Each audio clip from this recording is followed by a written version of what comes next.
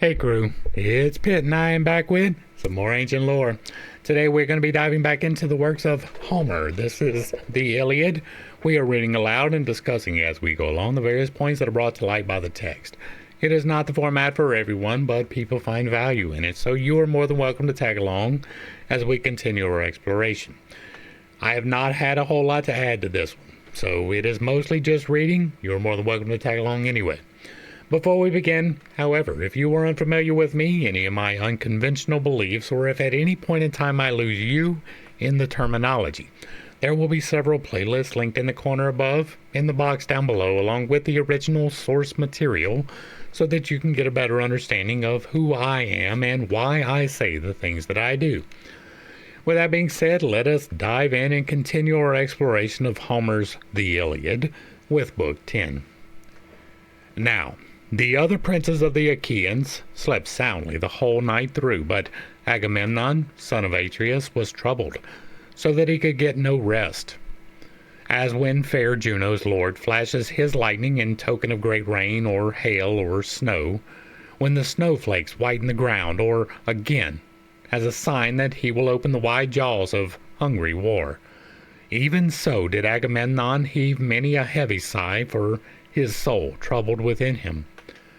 When he looked upon the plain of Troy, he marveled at the many watchfires burning in front of Ilios, at the sound of pipes and flutes and the hum of men.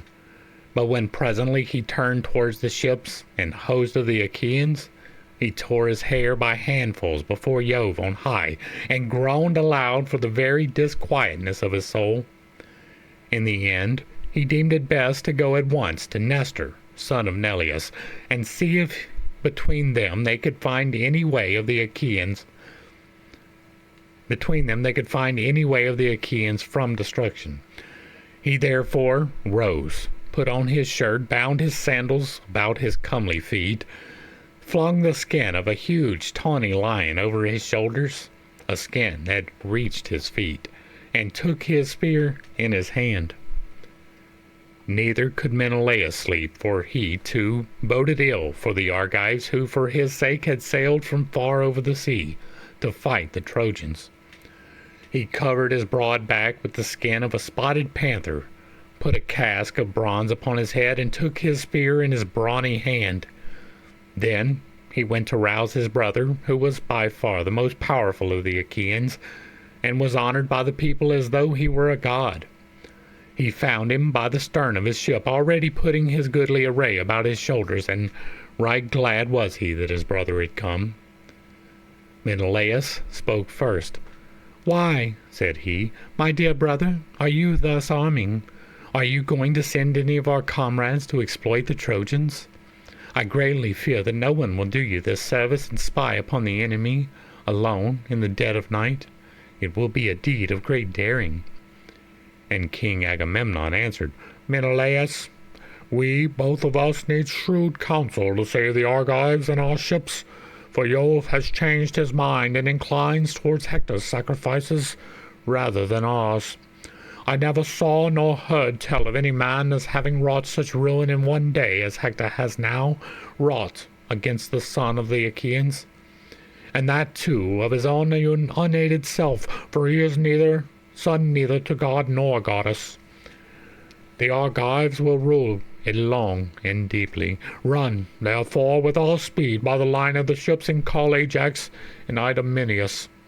Meanwhile, I will go to Nestor and bid him rise and go about among the companies of our sentinels to give them their instructions. They will listen to him sooner than to any man, for his own son and Meriones, brother-in-arms to Idomeneus, are captains over them. It was to them more particularly that we gave this charge." And Menelaus replied, "How do I take your meaning? Am I to stay with them and wait your coming? Or shall I return here as soon as I have given your orders?" "Wait," answered King Agamemnon, "for there are so many paths about the camp that we might miss one another. Call every man on your way and bid him be stirring. Name him by his lineage and by his father's name. Give each all titular observance, and stand not too much upon your own dignity. We must take our full share of toil, for at our birth Jove laid this heavy burden upon us.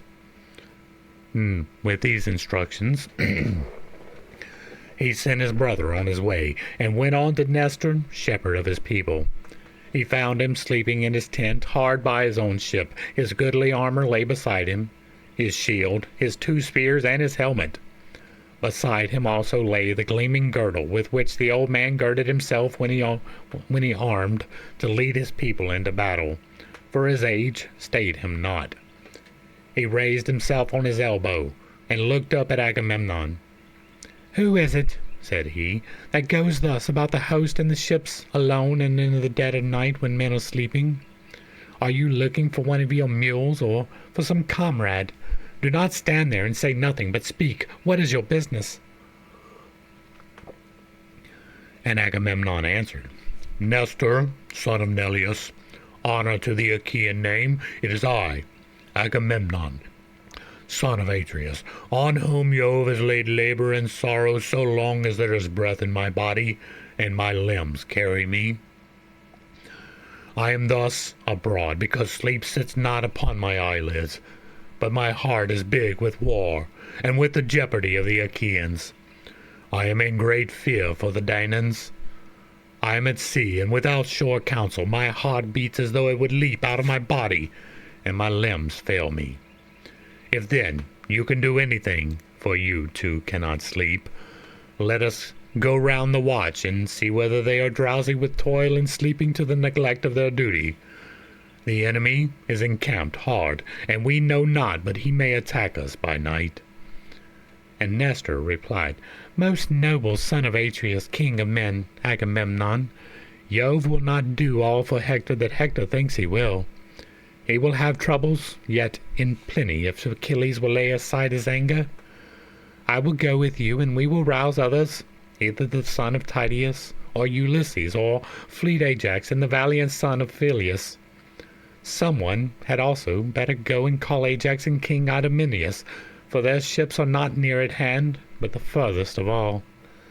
I cannot, however, refrain from blaming Menelaus, much as I love him and respect him, and I will say so plainly, even at the risk of offending you, for sleeping and leaving all of this trouble to yourself.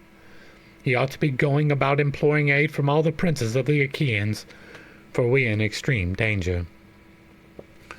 And Agamemnon answered, "Sir, you may sometimes blame him justly, for he is often remiss and unwilling to exert himself, yet not indeed from sloth, nor yet heedlessness, but because he looks to me and expects me to take the lead. On this occasion, however, he was awake before I was, and came to me of his own accord. I have already sent him to call the very men whom you have named. And now let us be going. We shall find them with the watch outside the gates. For it was there I said we would meet them." "In that case," answered Nestor, "the Argives will not blame him nor disobey his orders when he urges them to fight or gives them instructions." With this he put on his shirt and bound his sandals about his comely feet. He buckled on his purple coat of 2 thicknesses, large and of a rough, shaggy texture, grasped his redoubtable bronze-shot spear, and wended his way along the line of the Achaean ships. First he called loudly to Ulysses, peer of gods in council, and woke him, for he was soon roused by the sound of the battle-cry. He came outside his tent and said, "Why do you go thus alone about the host and along the line of ships in the stillness of the night? What is it that you find so urgent?" And Nestor, knight of Gerene, answered, "Ulysses, noble son of Laertes, take it not amiss, for the Achaeans are in great straits. Come with me, and let us wake some other, who may advise well with us whether we should fight or fly." On this Ulysses went at once into his tent, put on his shield about his shoulders, and came out with them. First they went to Diomed, son of Tydeus, and found him outside his tent, clad in his armor, with his comrades sleeping round him and using their shields as pillows. As for their spears, they stood upright on the spikes of their butts that were driven into the ground, and the burnished bronze flashed afar like the lightning of Father Jove. The hero was sleeping upon the skin of an ox, with a piece of fine carpet under his head. Nestor went up to him and stirred him with his heels to rouse him, upbraiding him and urging him to bestir himself. "Wake up!" he exclaimed, "son of Tydeus. How can you sleep on in this way?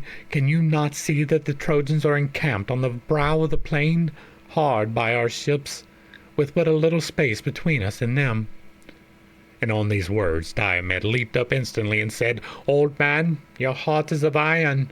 You rest not one moment from your labors. Are there no younger men among the Achaeans who could go about to rouse the princes? There is no tiring you." And Nestor, knight of Gerene, made answer, "My son, all that you have said is true. I have good sons, and also much people who might call the chieftains. But the Achaeans are in the gravest danger. Life and death are balanced, as it were, on the edge of a razor. Go then, for you are younger than I, and of your courtesy rouse Ajax and the fleet son of Phyleus." Diomed threw the skin of a great tawny lion about his shoulders, a skin that reached his feet, and grasped his spear. When he had roused the heroes, he brought them back with him. They then went the round of those who were on guard, and found the captains not sleeping at their post, but wakeful, and sitting with their arms about them, as sheepdogs that watch their flocks when they are yarded and hear a wild beast coming through the mountain forest towards them. Forthwith there is a hue and a cry of dogs and men, and slumber is broken. Even so was sleep chased from the eyes of the Achaeans, as they kept the watches of the wicked night, for they turned constantly towards the plain whenever they heard any stir among the Trojans. The old man was glad, bade them be of good cheer. "Watch on, my children," said he, "and let not sleep get hold upon you, lest our enemies triumph over us."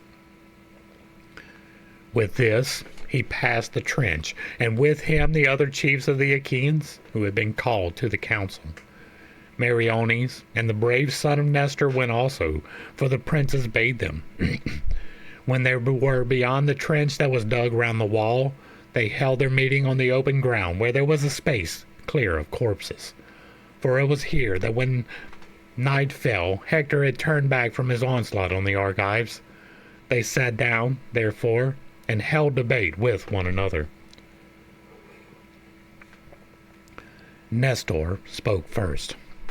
"My friends," said he, "is there any man bold enough to venture the Trojans and cut off some straggler, or us news of what the enemy mean to do, whether they will stay here by the ships away from the city, or whether, now that they have worsted the Achaeans, they will retire within their walls? If he could learn all this, and come back safely here, his fame would be high as heaven in the mouths of all men, and he would be rewarded richly. For the chiefs from all our ships would each of them give him a black ewe with her lamb, which is a present of a surpassing value, and he would be asked as a guest to all feast and clan gatherings." They all held their peace. But Diomed of the loud war cry spoke, saying, "Nestor, gladly will I visit the host of the Trojans over against us, but if another will go with me, I shall do so in greater confidence and comfort. When two men are together, one of them may see some opportunity which the other has not caught sight of. If a man is alone, he is less full of resource, and his wit is weaker." On this, several offered to go with Diomed. The two Ajaxes, servants of Mars, Meriones, and the son of Nestor all wanted to go. So did Menelaus, son of Atreus. Ulysses also wished to go among the host of the Trojans, for he was ever full of daring. And thereon Agamemnon, king of men, spoke thus. "Diomed," said he, "son of Tydeus, man after my own heart, choose your comrade for yourself. Take the best man of those that have offered, for many would now go with you. But not through delicacy reject the better man, and take the worst out of respect for his lineage, because he is of more royal blood." He said this because he feared for Menelaus, and Diomed answered, If you bid me to take a man of my own choice, how in that case can I fail to think of Ulysses, than whom there is no man more eager to face all kinds of danger, and Pallas Minerva loves him so well. If he were to go with me, we should pass safely through fire itself, for he is quick to see and understand." "Son of Tydeus," replied Ulysses, "say neither good nor ill about me, for you are among the Argives who know me well. Let us be going, for the night wanes and dawn is at hand. The stars have gone forward, 2/3 of the night are already spent, and the third alone left us." They then put on their armor. Brave Thrasymedes provided the son of Tydeus with a sword and shield, for he had left his own at his ship, and on his head he set a helmet of bull's hide without either peak or crest. It is called a skull cap, and is a common headgear. Meriones found a bow and quiver for Ulysses, and on his head he set a leathern helmet that was lined with a strong plating of leathern thongs, while on the outside it was thickly studded with boar's teeth, well and skillfully set into it. Next the head there was an inner lining of felt. This helmet had been stolen by Anticulus out of Iliad when he had broken into the house of a Minotaur, son of Ormenus. He gave it to Amphidamas of Cytherea to take to Scandia, and Amphidamas gave it as a guest gift to Molus, who gave it to his son Meriones, and now it was set upon the head of Ulysses. When the pair had armed, they set out and left the other chieftains behind them. Pallas Minerva sent them a heron by the wayside upon their right hands. They could not see it for the darkness, but they heard its cry. Ulysses was glad when he heard it and prayed to Minerva. "Hear me," he cried, "daughter of aegis-bearing Jove, you who spy out all my ways and who are with me in all my hardships. Befriend me in this mine hour, and grant that we may return to the ships covered with glory after having achieved some mighty exploit that shall bring sorrow to the Trojans." Then Diomed of the loud war cry also prayed. "Hear me too," said he, "daughter of Jove unweariable. Be with me even as you were with my noble father Tydeus when he went to Thebes as envoy sent by the Achaeans. He left the Achaeans by the bank of the river Aesopus and went to the city, bearing a message of peace to the Cadmeans. On his return thence, with your help, goddess, he did great deeds of daring, for you were his ready helper. Even so, guide me and guard me now, and in return I will offer you a sacrifice, a broad-browed heifer of a year old, unbroken, and never yet brought by man under the yoke. I will gild her horns, and will offer her up to you in sacrifice." Thus they prayed, and Pallas Minerva heard their prayer. When they had done praying, the daughter of the great Jove, they went their way like two lions prowling by night amid the armor and blood-stained bodies of them that had fallen. Neither again did Hector let the Trojans sleep, for he too called the princes and counselors of the Trojans, that he might set his counsel before them. "Is there one," said he, "who, for a great reward, will do me this service of which I will tell you? He shall be well paid if he will. I will give him a chariot and a couple of horses, the fleetest that can be found at the ships of the Achaeans, if he will dare this thing, and he will win infinite honor to boot. He must go to the ships and find out whether they are still guarded as heretofore, and whether, now that we have beaten them, the Achaeans design to fly, and through sheer exhaustion are neglecting to keep their watches." They all held their peace, but there was among the Trojans a certain man named Dolon, son of Eumedes, the famous herald, a man rich in gold and bronze. He was ill-favored, but a good runner, and was an only son among 5 sisters. He it was that now addressed the Trojans. "Aye, Hector," said he, "well to the ships and exploit them. But first hold up your scepter and swear that you will give me the chariot, bedight with bronze, and the horses that now carry the noble son of Peleus. I will make you a good scout and will not fail you. I will go through the host from one end to the other till I come to the ship of Agamemnon, where I take it the princes of the Achaeans are now consulting whether they shall fight or fly." When he had done speaking, Hector held up his scepter and swore in his oath, saying, "May Jove, the thundering husband of Juno, bear witness that no other Trojan but yourself shall mount those steeds, and that you shall have your will with them forever." The oath he swore was bootless, but it made Dolon more keen on going. He hung his bow over his shoulder, and, as an overall, he wore the skin of a gray wolf, while on his head he set a cap of ferret skin. Then he took a pointed javelin and left the camp for the ships, but he was not to return with any news for Hector. When he had left the horses and the troops behind him, he made all speed on his way. But Ulysses perceived his coming and said to Diomed, "Diomed, here is someone from the camp. I am not sure whether he is a spy or whether it is some thief who would plunder the bodies of the dead. Let him get a little past us. We can then spring upon him and take him.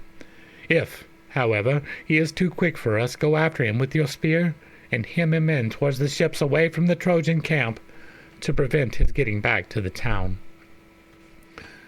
With this, they turned out of their way and lay down among the corpses. Dolon suspected nothing and soon passed them, but when he had got about as far a distance by which the mule-plowed furrow exceeds one that has been plowed by oxen, for mules can plow fallow land quicker than oxen, they ran after him, and when he heard their footsteps, he stood still, for he made sure they were friends from the Trojan camp come by Hector's orders to bid him return. When, however, they were only a spear's cast or less away from him, he saw that they were enemies as fast as his legs could take him. The others gave chase at once, and as a couple of well-trained hounds press forward after a doe or hare that runs screaming in front of them, even so did the son of Tydeus and Ulysses pursue Dolon and cut him off from his own people. But when he had fled so far towards the ships that he would soon have fallen in with the outposts, Minerva infused fresh strength into the son of Tydeus, for fear some other of the Achaeans might have the glory of being first to hit him, and he might himself be only second. He therefore sprang forward with his spear and said, "Stand, or I shall throw my spear, and in that case I shall soon make an end of you." He threw as he spoke, but missed his aim on purpose. The dart flew over the man's right shoulder and then stuck in the ground. He stood stock still, trembling and in great fear. His teeth chattered, and he turned pale with fear. The two came breathless up to him and seized his hands, whereupon he began to weep and said, "Take me alive. I will ransom myself. We have great store of gold, bronze, and wrought iron, and from this my father will satisfy you with very large ransom, should he hear of my being alive at the ships of the Achaeans." "Fear not," replied Ulysses. "Let no thought of death be in your mind. But tell me, and tell me true, why are you thus going about alone in the dead of night away from your camp and towards the ships, while other men are sleeping? Is it to plunder the bodies of the slain, or did Hector send you to spy out what was going on at the ships? Or did you come here of your own mere notion?" Dolon answered, his limbs trembling beneath him, "Hector, with his vain flattering promises, lured me from my better judgment. He said he would give me the horses of the noble son of Peleus and his bronze bedizened chariot. He bade me go through the darkness of the flying night, get close to the enemy, and find out whether the ships are still guarded as heretofore, or whether, now that we have beaten them, the Achaeans design to fly, and through sheer exhaustion are neglecting to keep their watches." Ulysses smiled at him and answered, "You had indeed set your heart upon a great reward, but the horses of the descendant of Aeacus are hardly to be kept in hand or driven by any other mortal man than Achilles himself, whose mother was an immortal. But tell me, and tell me true, where did you leave Hector when you started? Where lies his armor and his horses? How too are the watches and sleeping grounds of the Trojans ordered? What are their plans? Will they stay here by the ships and away from the city? or now that they have worsted the Achaeans, will they retire within their walls? And Dolon answered, I will tell you truly all. Hector and the other great councillors are now holding conference by the monument of great Ilus, away from the general tumult. As for the gods, about which you ask me, there is no chosen watch to keep guard over the host. The Trojans have their watchfires, for they are bound to have them. They, therefore, are awake and keep each other to their duty as sentinels. But the allies who have come from other places are asleep, and leave it to the Trojans to keep guard, for their wives and children are not here. Ulysses then said, Now tell me, are they sleeping among the Trojan troops, or do they lie apart? Explain this, that I may understand it. I will tell you truly all, replied Dolon. To the seaward lie the Carians, the Paeonian bowmen, the Leleges and the Cauconians, and the noble Pelagasi. The Lycians and the proud Mysians and the Phrygians and the Meonians have their place on the sides towards Thymbria. But why ask about this? If you want to find your way into the host of the Trojans, there are the Thracians, who have lately come here and lie apart from the others at the far end of the camp. And they have Rhesus, son of Ionius, for their king. His horses are the finest and strongest that I have ever seen, and they are wider than snow and fleeter than any wind that blows. His chariot is bedight with silver and gold, and he has brought his marvelous golden armor, of the rarest workmanship, too splendid for any mortal man to carry, and meet only for the gods. Now, therefore, take me to the ships or bind me securely here, until you come back and have proved my words whether they be false or true. Diomed looked sternly at him and answered, Think not, Dolon, for all of the good information you have given us, that you shall escape now you are in our hands, for if we ransom you or let you go, you will come some second time to the ships of the Achaeans, either as a spy or as an open enemy. But if I kill you and an end of you, you will give no more trouble. On this, Dolon would have caught him by the beard to beseech him further, but Diomed struck him in the middle of the neck with his sword and cut through both sinews, so that his head fell rolling in the dust while he was yet speaking. They took the ferret-skin cap from his head, and also the wolf-skin, the bow, and his long spear. Ulysses hung them up aloft in honor of Minerva, the goddess of plunder, and prayed, saying, Accept these, goddess, for we give them to you in preference to all the gods in Olympus. Therefore, speed us still further towards the horses and sleeping ground of the Thracians. With these words he took the spoils and set them upon a tamarisk tree, and they marked the place by pulling up reeds and gathering boughs of tamarisk, that they might not miss it as they came back through the flying hours of darkness.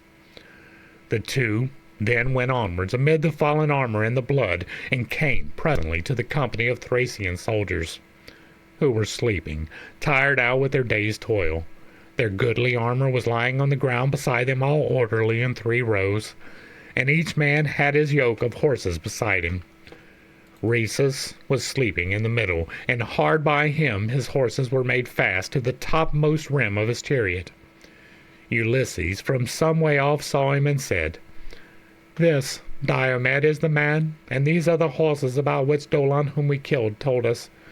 Do your very utmost, dally not about your armor, but loose the horses at once, or else kill the men yourself, while I see to the horses. Thereon Minerva put courage into the heart of Diomed, and he smote them right and left. They made a hideous groaning as they were being hacked about, and the earth was red with their blood. As a lion springs furiously upon a flock of sheep or goats when he finds without their shepherd, so did the son of Tydeus set upon the Thracian soldiers, till he had killed 12. As he killed them, Ulysses came and drew them aside by their feet one by one, that the horses might go forward freely without being frightened as they passed over the dead bodies, for they were not yet used to them. When the son of Tydeus came to the king, he killed him too, which made 13. As he was breathing hard, for by the counsel of Minerva, an evil dream, the seed of Oeneus hovered that night over his head. Meanwhile, Ulysses untied the horses, made them fast to one another, and drove them off, striking them with his bow, for he had forgotten to take the whip from the chariot. Then he whistled as a sign to Diomed. But Diomed stayed where he was, thinking what other daring deed he might accomplish. He was doubting whether to take the chariot in which the king's armor was lying and draw it out by the pole, or to lift the armor out and carry it off, or whether again he should not kill some more Thracians. While he was thus hesitating, Minerva came up to him and said, "Get back, Diomed, to the ships, or you may be driven thither, should some other god rouse the Trojans." Diomed knew that it was the goddess, and at once sprang upon the horses. Ulysses beat them with his bow, and they flew onward to the ships of the Achaeans. But Apollo kept no blind lookout when he saw Minerva with the son of Tydeus. He was angry with her, and coming to the host of the Trojans, he raised Hippocoon, a counselor of the Thracians, and a noble kinsman of Rhesus. He started up out of his sleep, and saw that the horses were no longer in their place, and that the men were gasping in their death agony. On this he groaned aloud, and called upon his friend by name. Then the whole Trojan camp was in an uproar, as the people kept hurrying together, and they marveled at the deeds of the heroes, who had now got away towards the ships. When they reached the place where they had killed Hector's scout, Ulysses stayed his horses, and the son of Tydeus, leaping to the ground, placed the blood-stained spoils in the hands of Ulysses and remounted. Then he lashed the horses onwards, and they flew forward, nothing loth, towards the ships, as though of their own free will. Nestor was the first to hear the tramp of their feet. "My friends," said he, "princes and counselors of the Argives, shall I guess right or wrong? But I must say what I think. There is a sound in my ears as of a tramp of horses. I hope it may be Diomed and Ulysses driving in horses from the Trojans. But I much fear that the bravest of the Argives may have come to some harm at their hands." He had hardly done speaking when the two men came in and dismounted, whereon the others shook hands right gladly with him and congratulated them. Nestor, knight of Gerene, was the first to question them. "Tell me," said he, "renowned Ulysses, how did you two come by these horses? Did you steal in among the Trojan forces, or did some god meet you and give them to you? They are like sunbeams. I am well conversant with the Trojans, for, warrior though I am, I never hold back by the ships, but I never yet saw or heard of such horses as these are. Surely some god must have met you and given them to you, for you are both of dear to Jove, and to Jove's daughter, Minerva." And Ulysses answered, "Nestor, son of Neleus, honor to the Achaean name. Heaven, if it so will, can give us even better horses than these, for the gods are far mightier than we are. These horses, however, about which you ask me, are freshly come from Thrace. Diomed killed their king with the 12 bravest of his companions. Hard by the ships we took a 13th man, a scout, whom Hector and the other Trojans had sent as a spy upon our ships." He laughed as he spoke, and drove the horses over the ditch, while the other Achaeans followed him gladly. When they reached the strongly built quarters of the son of Tydeus, they tied the horses with thongs of leather to the manger, where the steeds of Diomed stood eating their sweet corn.